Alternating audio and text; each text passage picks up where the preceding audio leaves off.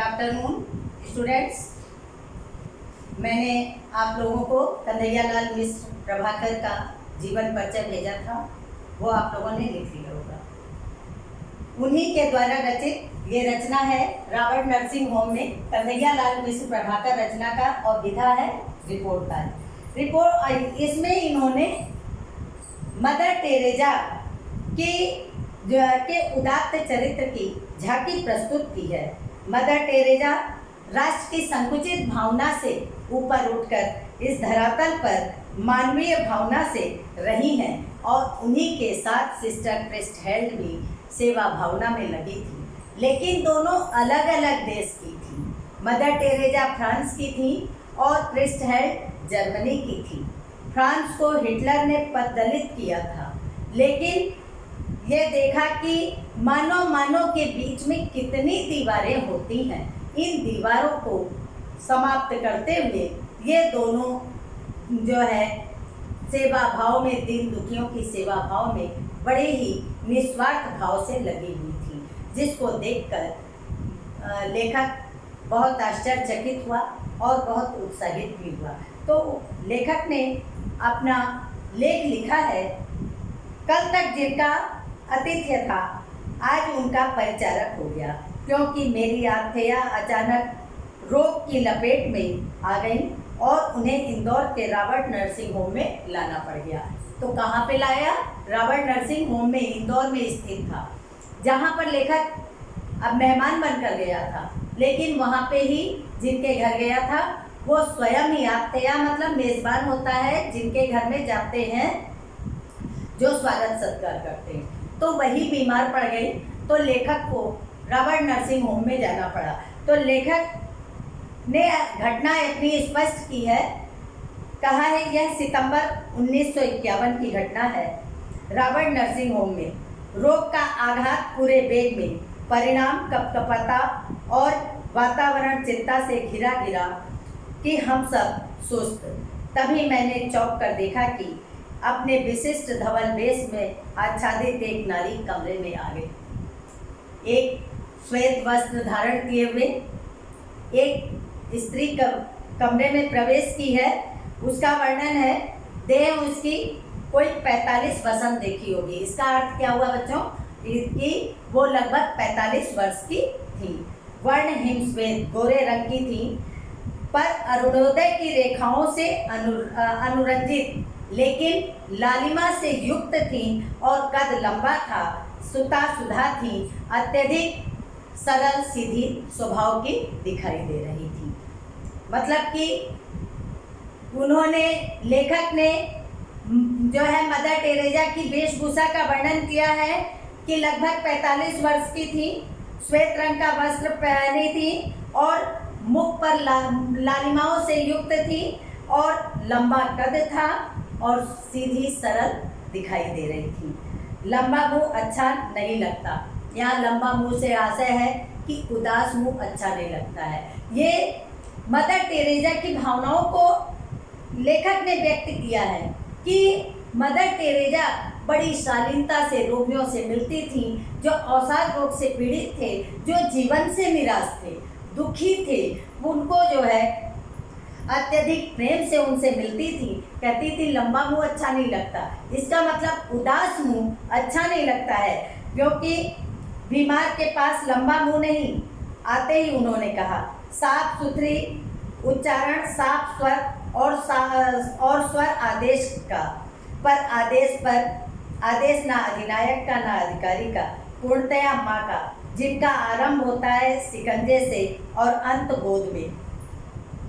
माता जिस प्रकार अपने पुत्र को बड़े प्रेम से प्यार करती है, और जब माता का उदाहरण दिया कि बच्चे को वो गोद में लेती है, बच्चे को विभिन्न प्रकार से प्यार से उसके उत्थान के लिए प्रयत्नशील रहती है, उसी प्रकार मदर टेरेजा को भी लेखक ने बताया कि जो है एक मातृत्व भावना से रोगियों से मिलती थी।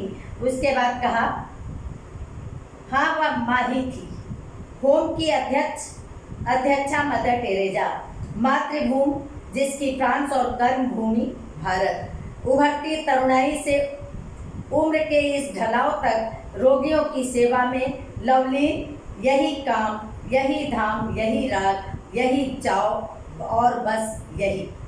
उन्होंने रोगी के दोनों म्लान कपोल अपने चांदनी चर्चित हाथों से थपथपाए तो उसके सूखे हथनों पर चांदी की एक रेखा खिंचाई और मुझे लगा कि वातावरण का बोझ कुछ कम हो गया है।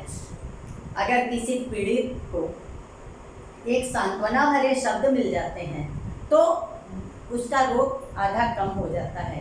तो मदर टेरेजा में भी वही सेवा भावना थी, जिसे देखकर लेखक आश्चर्यचकित हो गया कि उन्होंने बड़े प्यार से रोगी को थपथपाया और एक जो है सहानुभूति दी और एक अच्छे ढंग से रोगी की रोग को कम करने का प्रयास किया।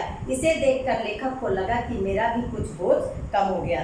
तभी एक खटाक और हमारा डॉक्टर कमरे के भीतर। मदर ने उसे देखते ही कहा, डॉक्टर तुम्हारा बीमार फंस रहा है। जो सीरियस था, गंभीर रूप से बीमार था और साथ बीमारी से पीड़ित था, उसको देख मदर की इतनी सांत्वना मिली कि वो अत्यधिक पीड़ा में भी मुस्कुरा उठा। तो डॉक्टर के प्रवेश करते ही जो है मदर टेरेजा ने कहा, देखो तुम्हारा मरीज मुस्कुरा रहा है। हाँ मदर, तुम हंसी बिखेरती जो हो। डॉक्टर ने अपने जाने के कितने अनुभव यूँ ही एक वाक्य में बूंद दिए। डॉक्टर ने अपने बता दिए कि तुम अपने सेवा भाव से जो रोगियों की को में हंसी बिखेरती हो, इसके कारण रोगी तो आधा ठीक हो जाता है। इसमें भी जो डॉक्टर ने कहा तुम जो हंसी बिखेरती हो, इसमें भी बहुत से अर्थ छिपे थे। मदर टेरेजा की सेवा भाव के अर्थ छिपे थे, कर्तव्य निष्ठा के अर्थ छिपे थे। गीता में कर्म करने का उपदेश दिया गया है, सब लोग पढ़ते हैं, लेकिन उसको अपनाया था मदर टेरेजा ने। मैंने भावना से अभिभूत हो सोचा, जो बिना प्रसव किए ही माँ बन सकती है, वही 30 रुपये मासिक के योग होम पर 20 वर्ष से दिन और रात सेवा में लग सकती है और वही पीड़ितों के तड़पते जीवन में हंसी बिखेर सकती है। वास्तव में मात्र 30 रुपये की मासिक वेतन पर उन्होंने सेवा भाव जो बिखेरी, 20 वर्ष तक सेवा की और बिना प्रसव के, बिना किसी पुत्र के जन्म दिए हुए भी माता सा प्रेम जो है रोगियों में बिखेरा। ऐसा कोई निस्वार्थ भाव से ही कर सकता है। वास्तव में वो सच्चे रूप में माता के रूप में अवतीर्ण हुई थी। तीसरे पहर का समय, थर्मामीटर हाथ में लिए वह आई। मदर टेरेसा और उनके साथ एक युवती उसी विशिष्ट धवल वेशभूषा में, गौर और आकर्षक, जैसी ही मदर टेरेजा थी उसी वेशभूषा में एक नवयुवती भी आई। हाँ, गौर और आकर्षक, पर उसके स्वरूप का चित्रण करने में ये दोनों ही शब्द असफल। यूँ कहकर उसके आसपास आ पाऊंगा कि शायद चांदनी को दूध में घोलकर ब्रह्मा ने उसका निर्माण किया हो। रूप और स्वरूप का एक दैवी सांचा उसी लड़की का नाम उसका क्रिस्टहेल्ड और जन्मभूमि जर्मनी। अब देखो, दो बच्चों वो दोनों अलग अलग देश की थी, लेकिन वेशभूषा और कर्तव्य एक ही थे। कर्तव्य पथ पर क्रिस्टहेल्ड भी मदर टेरेजा की तरह अग्रसर हो रही थी। और लेकिन क्या था, फ्रांस और जर्मनी दोनों शत्रु देश थे, लेकिन भारत में आकर दोनों जो है एक समान भाव से पीड़ितों की सेवा कर रही थी। फ्रांस की पुत्री मदर टेरेजा और जर्मनी की द्विता क्रिस्टहेल्ड एक साथ, एक रूप, एक ध्येय, एक रस। तुम्हारा देश महान है, जो युद्ध के देवता हिटलर को भी जन्म दे सकता है और तुम्हारे जैसी सेवाशील बालिका को भी। मैंने उससे कहा, जो दर्प से दीप्त हो वह स्टैचू हो गई और अपना दाहिना पैर कुर्सी पर वेग से ठोक कर बोली, यस यस। कहा कि हिटलर जो कि तानाशाह था, जो कि अपनी इच्छा से ही पूरे देश पर राज्य करता था और हिटलर के सामने किसी को बोलने की हिम्मत नहीं थी और उसने फ्रांस जैसे देश को पददलित किया था। लेकिन वहीं पर क्रिस्ट हेल्ड जैसी से निस्वार्थ सेवा करने वाली युवती भी थी, जो कि मदर टेरेजा के संपर्क में आकर पीड़ित लोगों की निस्वार्थ भाव से सेवा करती थी। वह दूसरे कमरे में चली गई तो मदर टेरेजा को टटोला, आप इस जर्मन की लड़की के साथ प्यार से रहती हैं? क्योंकि अब लेखक के मन में भावना उत्पन्न हुई कि फ्रांस का शत्रु देश है जर्मनी, तो अब मदर से स्पष्ट तो ना पूछ सका, थोड़ा घुमाकर पूछा कि क्या आप इस लड़की के साथ प्यार से रहती हैं, क्योंकि वो जर्मनी की रहने वाली है और आप फ्रांस की रहने वाली हैं। बोली हाँ, वह भी ईश्वर के लिए काम करती है और मैं भी, फिर प्यार क्यों ना हो। मैंने नस्तर चुभाया, पर फ्रांस को हिटलर ने पददलित किया था और आप कैसे भूल सकती हैं। एक व्यंग्यात्मक स्वर में लेखक ने कहा कि मैंने नस्तर चुभाया। नस्तर का अच्छा अर्थ होता है चाकू, मतलब कि यहाँ तीक्ष्ण व्यंग प्रहार किया, बाणों का प्रहार किया कि आप एक साथ कैसे रह सकती हैं। वो आपके शत्रु देश की लड़की है और आप जो है यहाँ पर ये एक फ्रांस की रहने वाली हैं, तो आप कैसे रह सकती हैं। यहाँ पर तीक्ष्ण शब्दों का शब्द रूपी बाणों का प्रहार जो है मदर टेरेजा के ऊपर लेखक ने किया। नस्तर तेज था, चुभन गहरी, पर मदर का कलेजा उससे अछूता रहा। बोली हिटलर बुरा था, उसने लड़ाई छेड़ी, पर उससे इस लड़की का भी घर ढह गया और मेरा भी, हम दोनों एक हैं।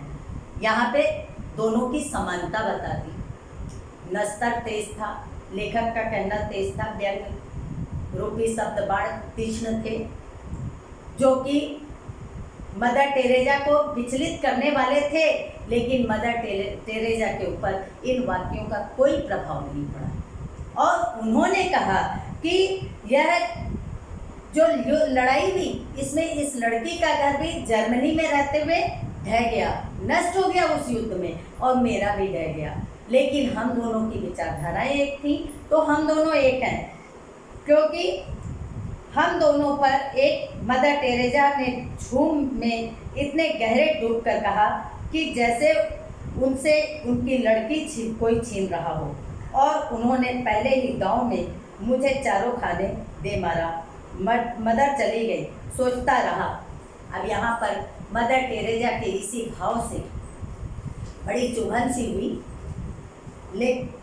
ऐसा जवाब दिया कि निस्वार्थ भावना का, एकता की भावना का, मनुष्यत्व की भावना का जो उत्तर दिया, उससे जो है लेखक स्तब्ध रह गया और सोचने लगा कि मनुष्य के बीच में कितनी दीवारें हैं, ऊंची दीवारें, मजबूत फौलादी दीवारें, भूगोल की दीवारें, जाति वर्ग की दीवारें, कितनी मनहूस, कितनी नगण्य, पर कितनी अजेय।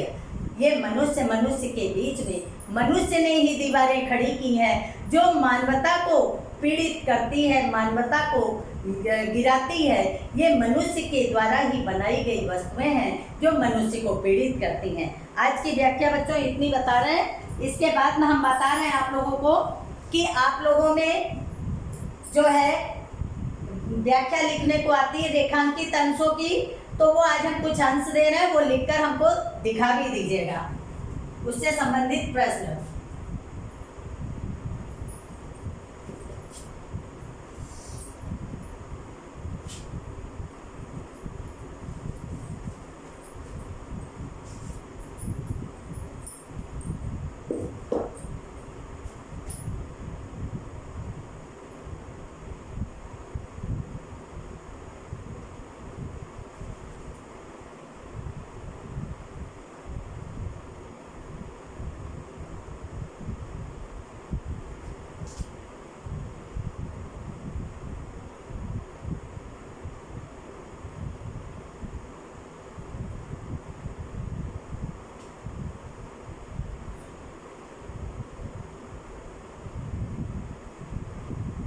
नस्ता तेज था, चुभन गहरी,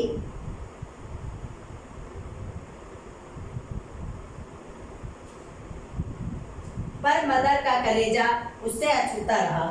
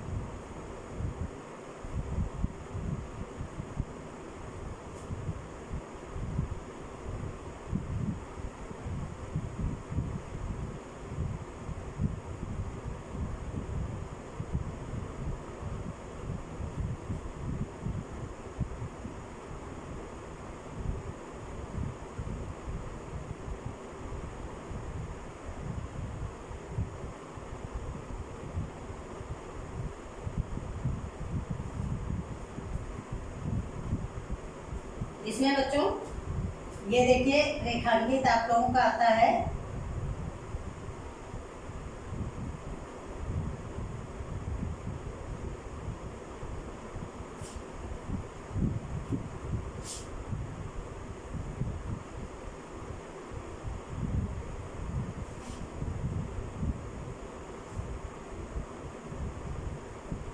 इतना तो रेखांकित है। इस रेखांकित अंश की आपको व्याख्या करनी है, तो इससे संबंधित इसके आगे देख लीजिए, बुक में आपकी लिखा भी होगा प्रश्न, वो पैराग्राफ। झूमकर कहा कि जैसे उसने इसकी लड़की, जैसे कोई उससे उसकी लड़की छीन रहा था। झूमकर कहा कि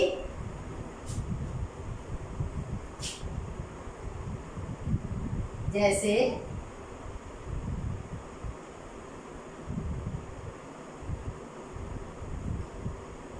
मैं उससे उसकी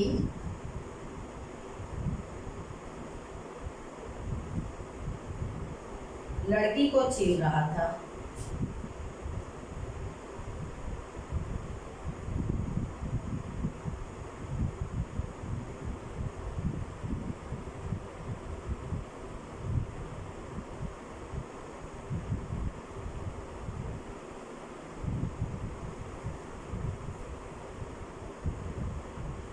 और उन्होंने पहले ही दांव में मुझे छीन रहा था और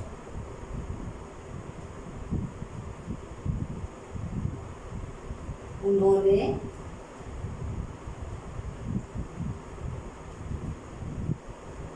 पहले ही दांव में मुझे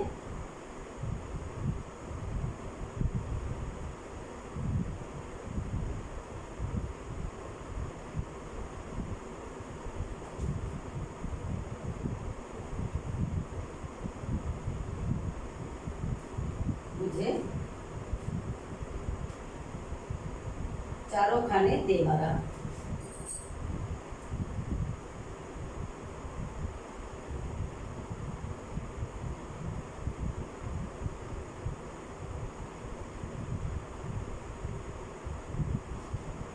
अब ये है निम्नलिखित इसके आधार पर गद्यांशों के उत्तर देने हैं प्रस्तुत। तो आपका पहला प्रश्न है, निम्न उपर्युक्त गद्यांश के आधार पर निम्नलिखित प्रश्नों के उत्तर दीजिए।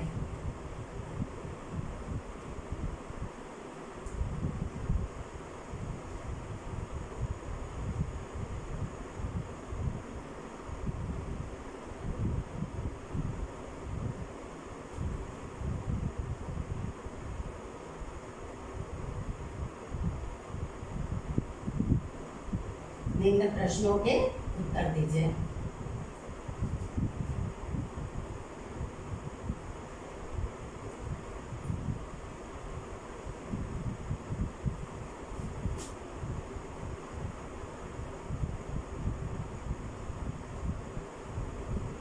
क्या है उपर्युक्त गद्यांश के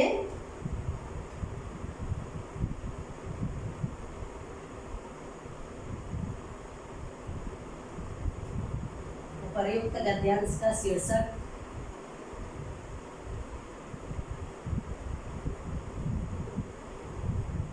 गद्यांश का शीर्षक और लेखक का नाम बताइए।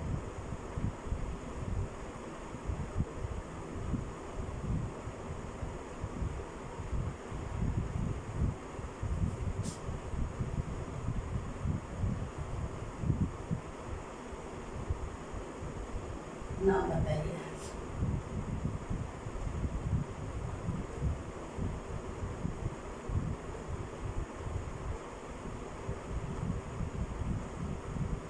क्या है रेखांकित अंश की व्याख्या कीजिए।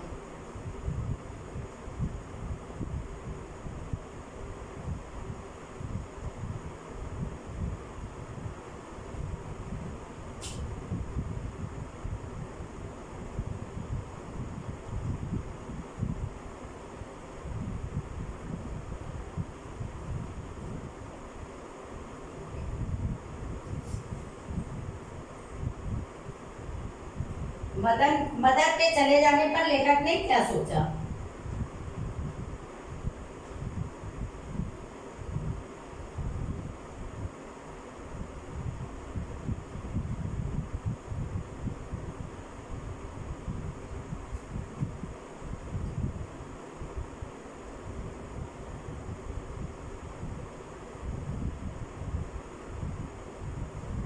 क्या सोचा?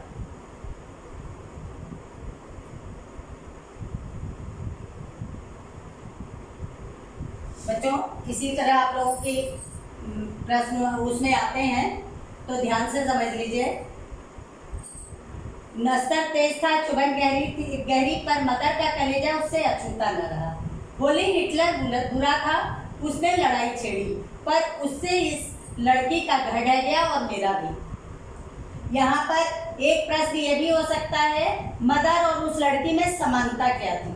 प्रश्न नंबर 4 आप लोग ये भी लिख लीजिएगा, इसका भी उत्तर आप दे सकते हैं। पहले तो इस पाठ का जो शीर्षक है, पाठ का नाम और लेखक का नाम बताइएगा, फिर रेखांकित अंश की व्याख्या दीजिए, फिर लेखक के मदर के चले जाने पर लेखक ने क्या सोचा।